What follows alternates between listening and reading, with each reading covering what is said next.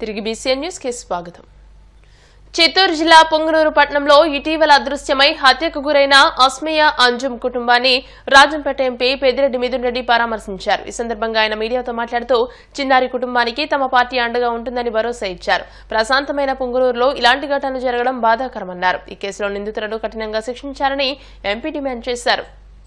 ప్రశాంతమైన పొంగనూరు పట్టణంలో 9 రోజుల ముందు ఆఫియా అనే చిన్న 7 ఏళ్ల అమ్మాయి మిస్సింగ్ అవడము, దాని తర్వాత మర్డర్ అయ్యి సమ్మర్ స్టోరేజ్ ట్యాంక్లో తేలడము అన్నీ కూడా చాలా బాధాకరము. జగన్మోహన్ రెడ్డి గారు వచ్చి కుటుంబాన్ని పరామర్శించి న్యాయం కోరుతానని చెప్పిన 2వ రోజే మంత్రులందరూ కూడా రావడము, కేసు కూడా ఒప్పుకోలికి రావడము, ఇవన్నీ కూడా మనం చూస్తూ ఉన్నాము. ఇదే ఇంట్రెస్ట్ మొదటి రోజే ఉండింటే బహుశా పాప ప్రాణాలతో కాపాడిండొచ్చు అని చెప్పి కూడా నేను భావిస్తున్నాను.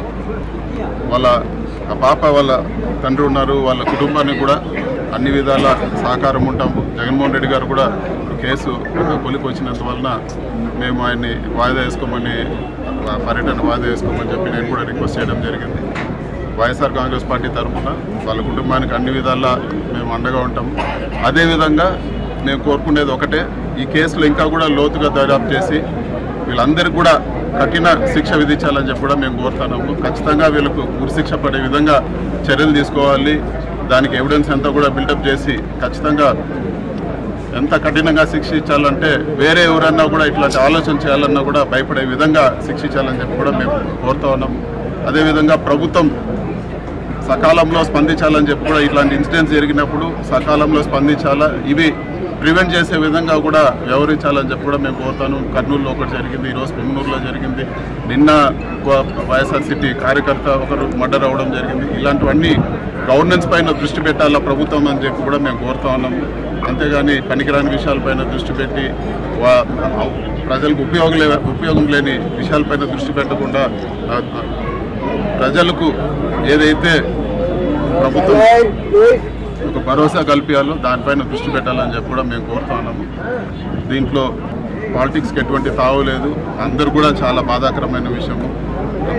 ఊరందరూ కూడా ఆ పాప మిస్సింగ్ అయినప్పుడు కానీ చనిపోయిందని తెలిసినప్పుడు కానీ అందరూ కూడా చాలా బాధపడ్డారు. సో దీంట్లో ఎటువంటి రాజకీయాలు కూడా తావలేదు. అదేవిధంగా ఈ ఫ్యామిలీకి ఒక ఎంపీ ఎమ్మెల్యేగా మేమందరూ కూడా ఖచ్చితంగా వాళ్ళకి ఎప్పుడు కూడా అండగా ఉంటాము. ఈ కేసు ఒక లాజికల్ ఎండ్కి వచ్చి ఖచ్చితంగా వాళ్ళకు కఠినమైన శిక్ష పడే వరకు కూడా మేము ఖచ్చితంగా ఫాలోఅప్ చేస్తాము. దువ్వాడ శ్రీనివాస్ తన ప్రియురాలు మాధురితో కలిసి తిరుమల కొండపై ప్రత్యక్షమయ్యారు. బ్రేక్ దర్శనం సమయంలో మాధురితో కలిసి దువ్వాడ శ్రీనివాస్ శ్రీవారిని దర్శించుకున్నారు. వైసీపీ ఎమ్మెల్సీ దువ్వాడ శ్రీనివాస్ తాను త్వరలోనే పెళ్లి చేసుకోబోతున్నట్లు దివ్యల మాధురి వెల్లడించారు. కోర్టు కేసులు ముగిసిన తర్వాత అందరి సమక్షంలో పెళ్లి చేసుకుంటామని స్పష్టం చేశారు. అప్పటి వరకు ఇద్దరం కలిసే ఉంటామన్నారు. ఇవాళ తిరుమల శ్రీవారిని దువ్వాడ శ్రీనివాస్ మాధురి దర్శించుకున్నారు. శ్రీ వెంకటేశ్వర స్వామివారి దర్శనార్థం అలాగే బ్రహ్మోత్సవాల సందర్భంగా స్వామివారి తాలూకా మరి మాడవీధుల్లో జరుగుతున్నటువంటి బ్రహ్మాండమైనటువంటి స్వర్గతుల్యంగా జరుగుతున్నటువంటి కార్యక్రమాన్ని కళ్ళారా చూద్దామని ఇవన్నీ తనివి తీరా చూసి స్వామివారి దర్శనం చేసుకుంటూ స్వామివారి ఆశీస్సులు పొందేందుకు స్వామివారిని ప్రార్థించుకుంటూ ప్రజలందరికీ కూడా శాంతి సౌకర్యాలు చేకూర్చే విధంగా ఆ స్వామివారి ఆశీర్వచనాలు పెళ్లి చేసుకుంటే అందరికి చెప్పే మేము అందరి సమక్షంలో మ్యారేజ్ చేసుకుంటాము. యాక్చువల్గా కోర్టులో అది లీగల్ గా ఉన్నాయి కాబట్టి లీగల్ ప్రొసీడింగ్స్ అన్ని అయిపోయాక అప్పుడు అఫీషియల్ గా అందరికీ చెప్పే మ్యారేజ్ చేసుకుంటాం. అంతవరకు లివింగ్ టుగెదర్ లోనే ఉంటాం. అది క్లియర్ గా చెప్పారు. ఏపీ డిప్యూటీ సీఎం పదవి నుంచి పవన్ కళ్యాణ్ తొలగించారని, లేని పక్షంలో ఆయనే స్వచ్ఛందంగా పదవి నుంచి తొలగిపోవాలని ప్రజాశాంతి పార్టీ అధ్యక్షులు కేఏ పాల్ డిమాండ్ చేశారు. 1,00,000 కల్తీ లడ్డూలను అయోధ్యకు పంపించారని, పవన్ అబద్దాలు చెప్పారని, ఎవరో ఇచ్చిన స్క్రిప్ట్ ను సినిమాల్లో మాదిరి చదువుతున్నారని ఎద్దేవా చేశారు. తిరుమల లడ్డూ విషయంలో 100 కోట్ల మంది హిందువుల మనోభావాలు దెబ్బతినేలా పవన్ మాట్లాడారని అన్నారు. పవన్ పై చర్యలు తీసుకోవాలని హైదరాబాద్ పంజాగుట్ట పిఎస్ లో కేఏ పాల్ ఫిర్యాదు చేశారు. ఈ సందర్భంగా ఆయన మాట్లాడుతూ పవన్ వ్యాఖ్యలపై ప్రధాని మోదీ కల్పించుకుని విచారణ జరిపించాలని డిమాండ్ చేశారు. పవన్ కళ్యాణ్ ఈ మధ్యన మాట్లాడుతున్న తిరుపతి లడ్డూ కార్యక్రమం ఏంటి, derogatory statements ఏంటి, ఇన్సైటింగ్ అని 14 సెక్షన్స్ 14 సెక్షన్స్ తో నేను అఫీషియల్గా పంజాబ్ పోలీస్ స్టేషన్ అండర్లో ఇక్కడ ఆపోజిట్ కాలనీ అమెరికా ఉంటున్నాను కాబట్టి నేను వచ్చి మీకు అఫీషియల్గా కంప్లైంట్ ఇస్తున్నాను. ఇమీడియట్గా ఆయన్ని ఇన్వెస్టిగేషన్ చేయమని, based on these sections FIR file చేయమని, తర్వాత అరెస్ట్ చేయమని. ఇది మీకు ఇచ్చిన action copy to the president of India, prime minister of India, chief justice of India, home minister of India, governor of Andhra Pradesh, speaker of the assembly Andhra Pradesh, CBI central bureau investigation వీరికి కాపీలు పంపిస్తున్నాం. కూటమి ప్రభుత్వం అధికారంలోకి వచ్చి 4 నెలలైనా పెన్షన్ తప్ప చెప్పిన పథకాలు ఒక్కటి అమలు కాలేదని వైసీపీ రాష్ట్ర అధికార ప్రతినిధి పొద్దుటూరి మాజీ ఎమ్మెల్యే రాచమల్లు శివప్రసాద్ రెడ్డి పేర్కొన్నారు. కడప జిల్లా పొద్దుటూరులో ఆయన మీడియాతో మాట్లాడుతూ విజయవాడ ముంపునకు సీఎం చంద్రబాబే కారణమని ధ్వజమెత్తారు. కొవ్వొత్తులకు 26 కోట్లు, పులిహోరకు 360 కోట్లు ఖర్చు చేశామంటూ ప్రజలను మోసం చేస్తారని అన్నారు.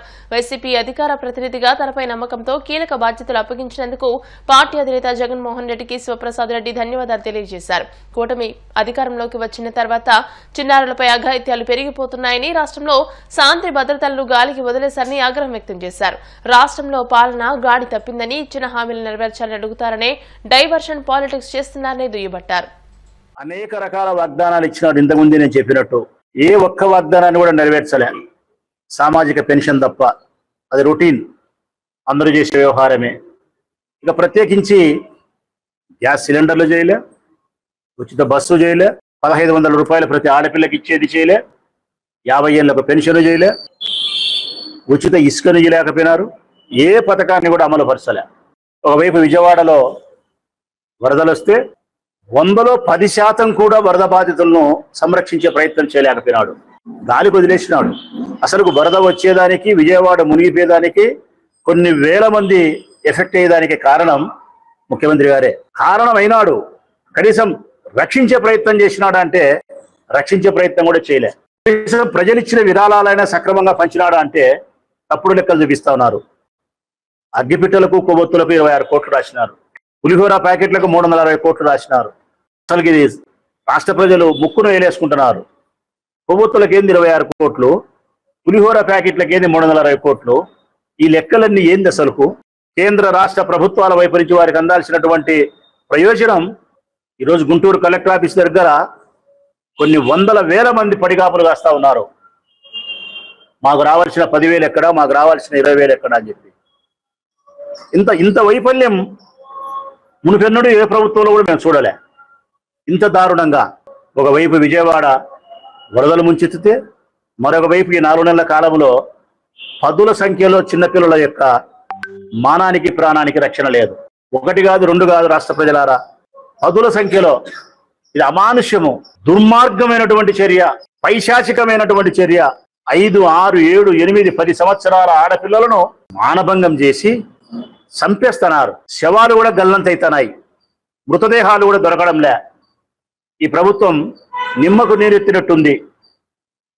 గాలి కుదిరేసింది లా అండ్ ఆర్డర్ను.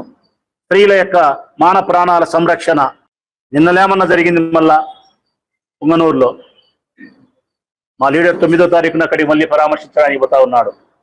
నంద్యాల జరిగింది, పుంగనూరులో జరిగింది. ఎన్ని హత్యలు జరిగినాయి ఇప్పటికీ? ఈ ప్రభుత్వం ఏర్పడినప్పటి నుంచి ఈ రాష్ట్రంలో స్త్రీలకు కానీ, చిన్నపిల్లలైనటువంటి ఆడపిల్లలకు కానీ ప్రాణాలకు, మానాలకు రక్షణ లేదు. ఇది పూర్తిగా ఈ ప్రభుత్వం యొక్క వైఫల్యమే. శాంతి భద్రతలు పూర్తిగా కట్టుబాట్లు లేకుండా కట్టలు పెంచుకొని పక్కదారి పట్టింది. ఇన్ని ఒకవైపు అయితే ఎక్కడివన్నీ ప్రజలు ప్రశ్నిస్తారో, ఎక్కడ విజయవాడ యొక్క వరద యొక్క స్థితిని ప్రశ్నిస్తారో, ఈ ఆడపిల్లల యొక్క హత్యలను, మానభంగాలను ప్రశ్నిస్తారో, ఎక్కడ ఈ సంక్షేమ పథకాలను అమలు చేయలేదని ప్రశ్నిస్తారో, ఈ ప్రశ్నల నుంచి తను తాను కాపాడుకునేదానికి, ప్రభుత్వం యొక్క వైఫల్యాలను కప్పిపుచ్చుకునే దాని కోసం ఈ రాష్ట్రంలో ఏదో ఒక అంశానికి తెరదీస్తానే ఉంటాడు చంద్రబాబు నాయుడు. కర్ణాటకలో షాకింగ్ ఘటన చోటు చేసుకుంది. బెంగళూరు దక్షిణ తాలూకాలోని చిక్కనహళ్లి గ్రామంలో విద్యుత్ వైరు తెగిపడి ఓ మహిళ అక్కడికక్కడే మృతి చెందింది. మృతురాలు చిక్కనహళ్లి గ్రామానికి చెందిన మంజమ్మగా గుర్తించారు. మంజమ్మ తన ఇంటి దగ్గర నిలబడి ఉండగా ఒకసారిగా విద్యుత్ తీగ తెగి మీద పడ్డంతో అక్కడికక్కడే కుప్పకూలింది. చనిపోయిన మంజమ్మ మృతదేహాన్ని పోస్టుమార్టం నిమిత్తం స్థానిక రాజరాజేశ్వరి ఆసుపత్రికి తరలించారు. వార్తలు ముగించే ముందు ముఖ్యాంశాలు మరోసారి. ఏపీలో పర్యాటక రంగాన్ని అభివృద్ధి చేస్తాం, నూతన టూరిజం పాలసీని విడుదల చేస్తామన్న మంత్రి కందుల దుర్గేష్.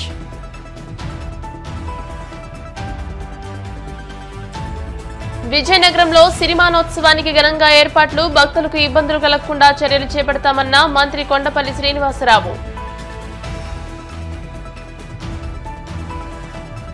కూటమి ప్రభుత్వంపై మాజీ మంత్రి అంబటి రాంబాబు విమర్శల దాడి, అధికారాన్ని అడ్డం పెట్టుకుని కేసులు మాఫీ చేయించుకుంటున్నారని ఆరోపణ.